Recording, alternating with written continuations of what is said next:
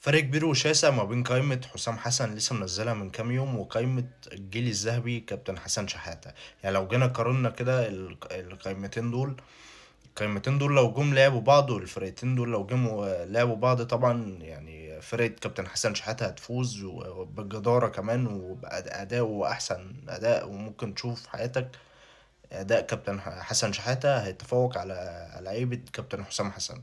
لعبة كابتن حسام حسن فيه لعيبة كويسة، لكن أنا من وجهة نظري جيل حسن شحاتة مش هيتكرر كأداء وتاكتكس عالي جدا وكرجولة كمان. فلو جينا قارنا كده القايمة من أول حراسة المرمى كمان، يعني من أول حراسة المرمى في جيل كابتن حسام حسن، يعني الشناوي يعني دلوقتي هو الأساسي قدام الحضري طبعا هو اللي يكسب من وجهة نظري. طبعا في ناس بتقول الشناوي هو الحارس التاريخي لمنتخب مصر وحارس النادي الأهلي التاريخي، لكن أنا أختلف معاهم. كابتن عصام الحضري هو الحارس التاريخي لمنتخب مصر طبعا بإنجازاته، إن هو لعب لحد 45، وكمان حقق إنجازات مع المنتخب ومع النادي الأهلي، ولعب مع أندية كتيرة جدا واحترف. فبالنسبة لي كابتن عصام الحضري يعني تفوق على أي حارس.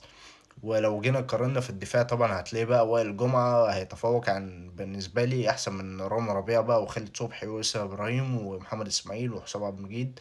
وائل جمعة لوحده، يعني لو ده احنا لو جينا قارنا بقى الباقي بقى هنلاقي هنشوف حاجات كتير أوي، يعني أفضل منهم بكتير. يعني وائل جمعة بقى معاه هاني سعيد، وهنشوف يعني ملحمة في الدفاع، هنشوف حاجة في الدفاع كفاية. برضو إبراهيم سعيد موجود، يعني إبراهيم سعيد هيتلاقيه أحسن من كل دول. أنا مش بقلل والله من قائمة كابتن حسام حسن، لكن بالنسبة لي لعيبة كابتن حسام حسن يعني لو لعبوا اللعيبة بتاعت حسن شحاتة، كابتن حسن شحاتة هيفوزوا بجدارة وبلعب هتتمتع بيه وهتتفرج على كورة صح.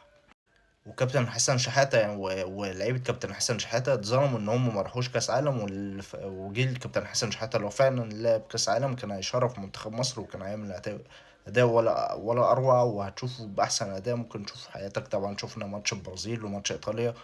فيعني كابتن حسن شحاتة واللعيبة دي اتظلموا إن هم ما راحوش كأس عالم. حتى لو تيجي بصيت كده على الهجوم هتلاقي الهجوم موجود في قائمة حسام حسن مصطفى محمد وصلاح محسن وأسامة فيصل، لعيبة كويسة لكن برضو في القائمة التانية الجيل الذهبي هتلاقي بقى عمرو زكي، عماد متعب. فدول لوحدهم يعني دي فرقة، يعني عمرو زكي وعماد متعب فرقة في الهجوم طبعا. يعني عماد متعب وعمرو زكي ما يتقارنوش بأي حد. وفي خط الوسط لو جيت برضو بصيت هتلاقي أحمد فتحي، وهتلاقي حسني عبد رب، وهتلاقي حسام غالي، هتلاقي في ناس كتير قوي موجودة، يعني ما يتقارنوش بأي حد.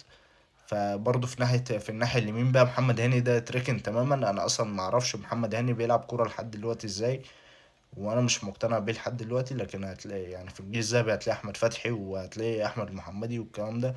فيعني جيل ما يتعوضش، والجيل ده اتظلم فعلا ان هو ما راحش كاس عالم، وكنت اتمنى ان الجيل ده يشوف كاس العالم جيل حسن شحاتة.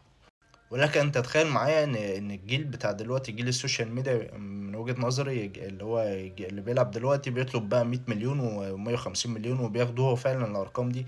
تخيل بقى معايا جيل حسن شحاتة لو كان بيلعب دلوقتي كان هيطلب كام؟ يعني ابو تريكة لوحده ده لو كان لسه بيلعب دلوقتي كان هيطلب فوق ال 100 مليون، وحقه ان هو ياخد فوق ال 100 مليون جنيه في ظل الارقام اللي احنا بنسمعها دلوقتي. بس ابو تريكة ده وحسني عبد ربه بقى وحسام غالي واحمد حسن واللعيبه دي كلها لو كانت بتلعب، وعمر جمال طبعا، لو كانوا موجودين كلهم كانوا حقهم بقى يطلبوا اي حاجه هم عايزينها، والفلوس دي كانت هتدفع لهم هم قاعدين وحاطين رجل على رجل كمان.